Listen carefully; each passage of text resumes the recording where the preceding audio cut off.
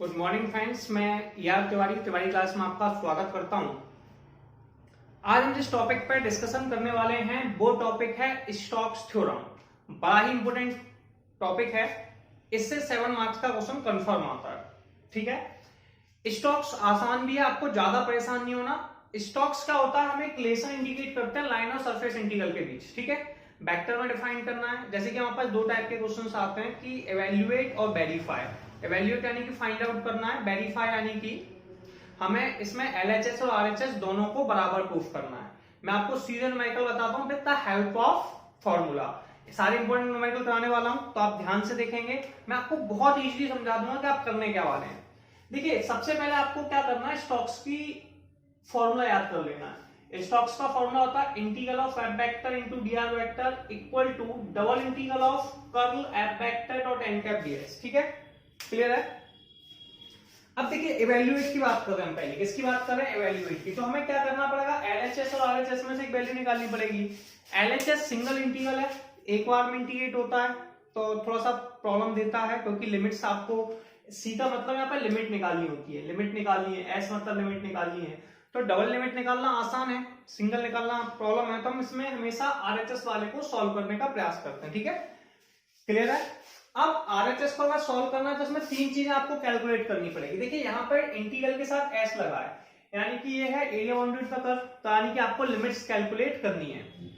एक आपको कर्व निकालना है, एक एन कैप निकालना है, डीएस निकालना है। सिंपल से वर्ड में आप क्या कहेंगे, आपको स्टोक्स थ्योरम में भी कर्ल कैलकुलेट करना है, एन कैप निकालना है, डीएस निकालना है। कैसे निकालते हैं मैं आपको बताता हूं। देखिए, सबसे पहले आप कर्ल कैलकुलेट करेंगे, curl F vector. Curl F vector कितना होता है, देखिए पहले हम लिखते हैं I J K, del over del X, del over del Y, del over del Z. यहां पर लिख देंगे F1 F2 F3। ये हमारे पास कर्ल एफ वेक्टर आ गया। अब ये डिटरमिनेंट मेथड से कैलकुलेट होता है। पहले पर प्लस का साइन लगाते हैं, दूसरे पर माइनस का, तीसरे पर प्लस का। सॉल्व कैसे करते हैं मैं आपको एक बार बता देता हूं, वैसे आपको आता है। जब हम आई लिखते हैं तो आई के सामने वाली रो कॉलम को छुपा देते हैं, जो वैल्यू होती है उसे नोट कर लेते हैं। Del upon del Y, del upon del Z, F2 F3। फिर माइनस का साइन लगा के जे लिख देते हैं, माइनस के जे। इसके जब सामने वाली रो कॉलम को छुपा देते हैं तो कितना आ जाता है, del over del X, del over del Z, F1 F3 plus K cap.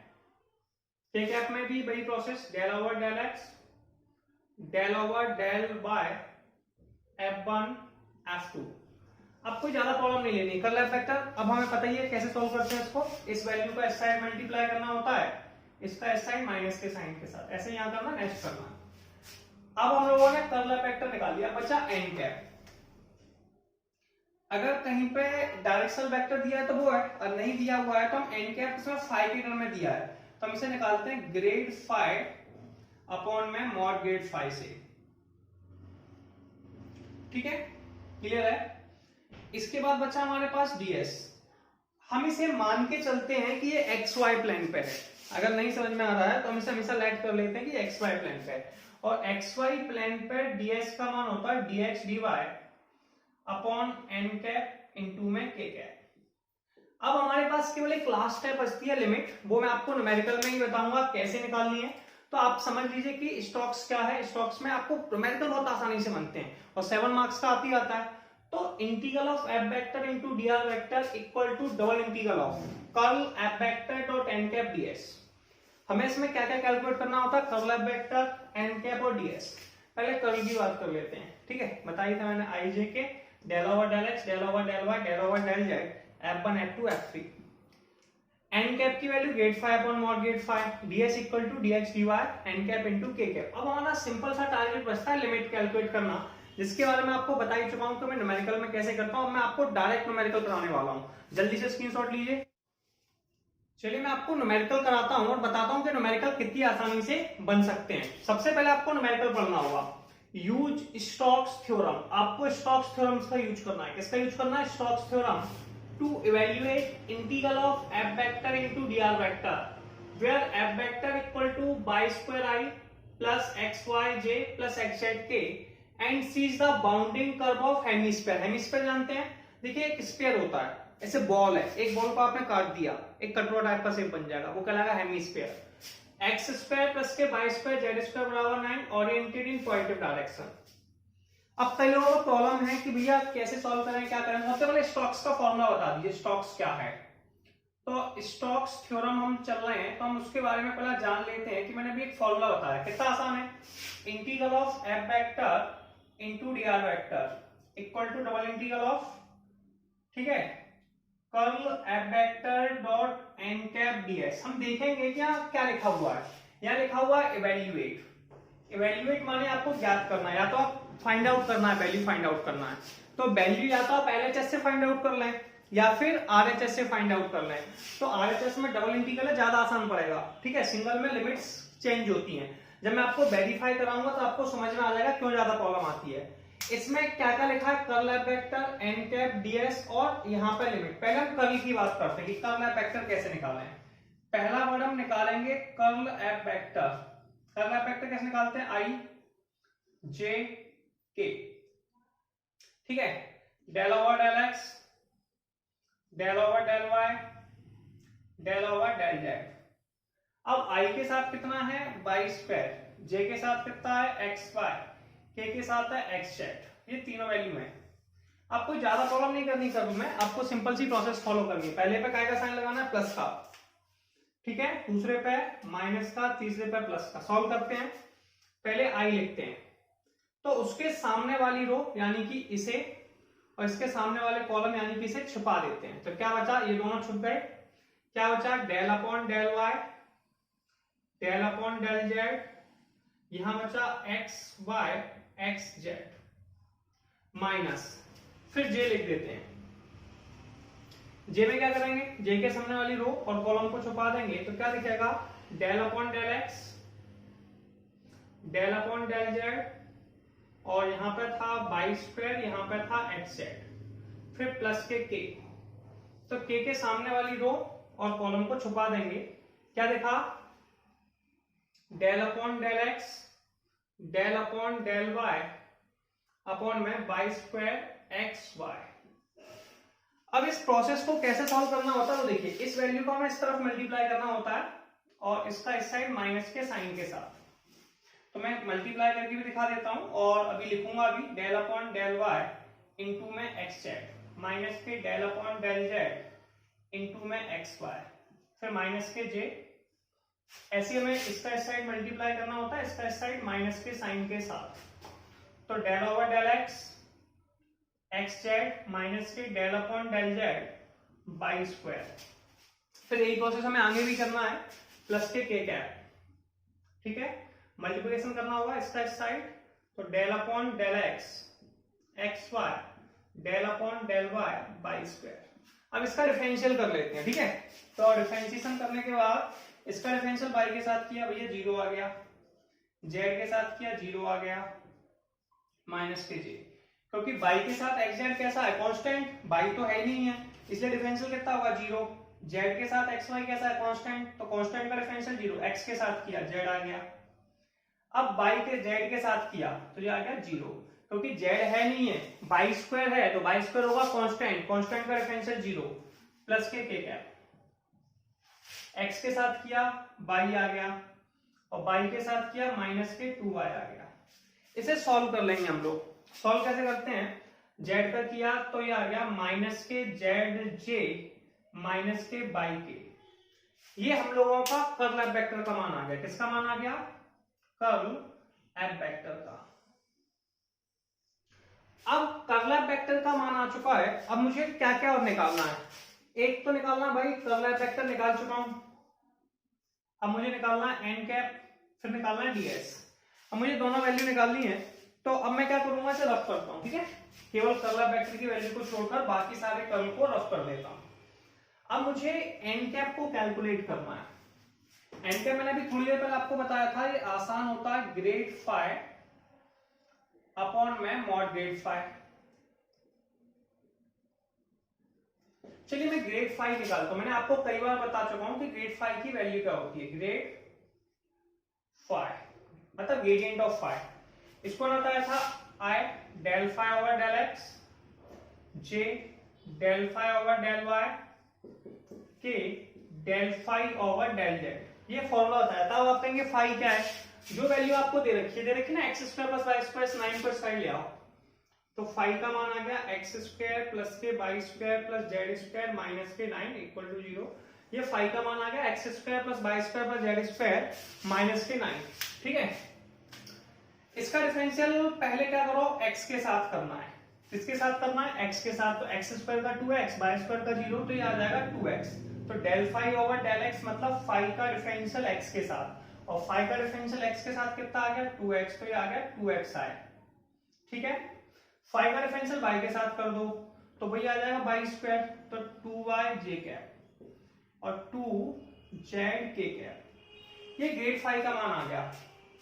N cap निकालना था, तो ये होता है grad phi upon mod grad phi. Grad phi का मान आया 2xi प्लस के 2yj प्लस के 2zk अपॉन अनरूट में x के साथ। अब मॉड कैसे निकालते थे, x के साथ जो वैल्यू उसका स्क्वायर यानी कोफिशिएंट ऑफ x यानी कि 2x का स्क्वायर, बाई जे के साथ है उसका तो 2y का होल स्क्वायर प्लस 2z का होल स्क्वायर। इसे थोड़ा सा लिखेंगे हम लोग, तो ये वैल्यू आ जाएगी 2 उसमें से कॉमन ले लीजिए, 2xi प्लस के yj प्लस के zk बचा क्या अपॉन अनरूट में 4x स्क्वायर प्लस के 4y स्क्वायर प्लस के 4z स्क्वायर। 4 तीनों से बाहर आ गया, जैसे तीनों से बाहर आया 2xi प्लस के yj प्लस के zk। 4 रूट से दो तीनों से बाहर आया, रूट से बाहर आया 2 ही बचा, एक्स स्क्वायर प्लस के Y square plus Z square. 2 से 2 कैंसिल आउट कर दिया। क्वेश्चन में दिया हुआ था इधर देखिए x square plus Y square plus Z square की वैल्यू 9 दे रखी है, तो मैं इस x square y square z square की का 9 लिख दूंगा। ठीक है, तो ये हो जाएगा एक्स आई प्लस के वाई जे प्लस के जेड के अपॉन रूट में 9। रूट में 9 को 3 लिख सकते हैं। ये एन कैप का मान आ गया।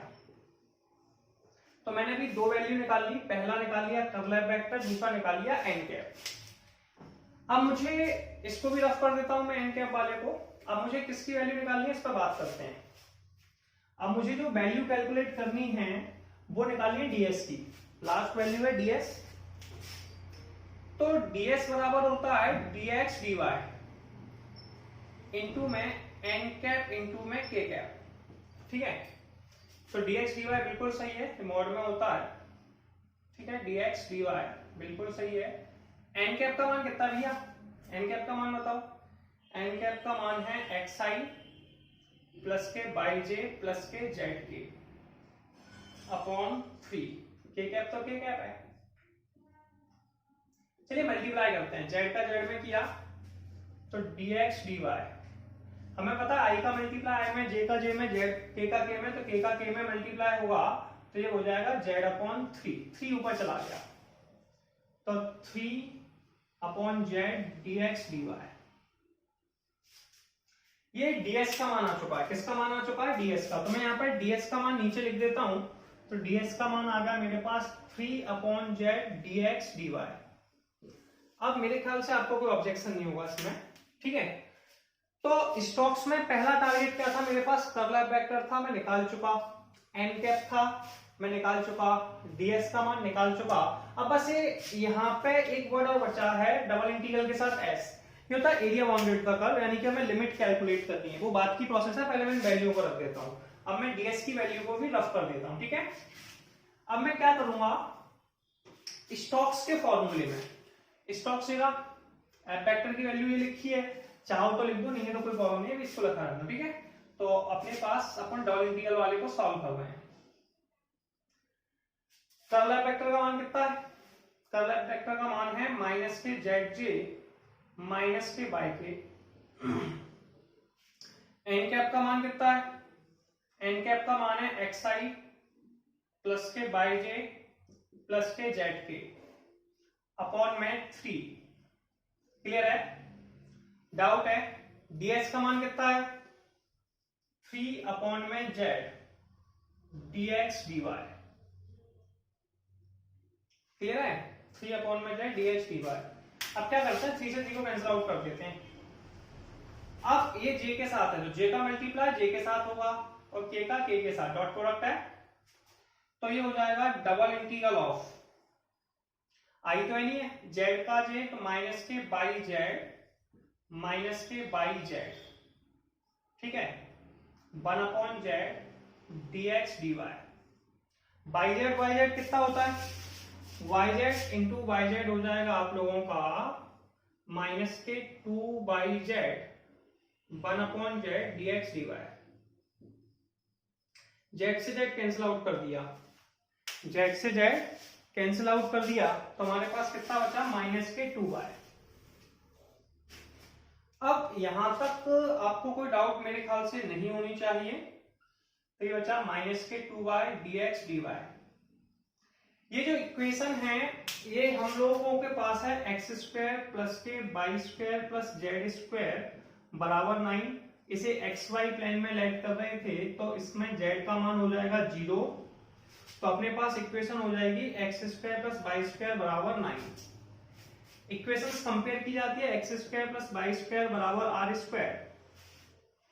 X square plus K Y square बराबर आर स्क्वायर जो होता है इसे पोलर फॉर्म कहते हैं। क्या कहते हैं, पोलर फॉर्म, ठीक है।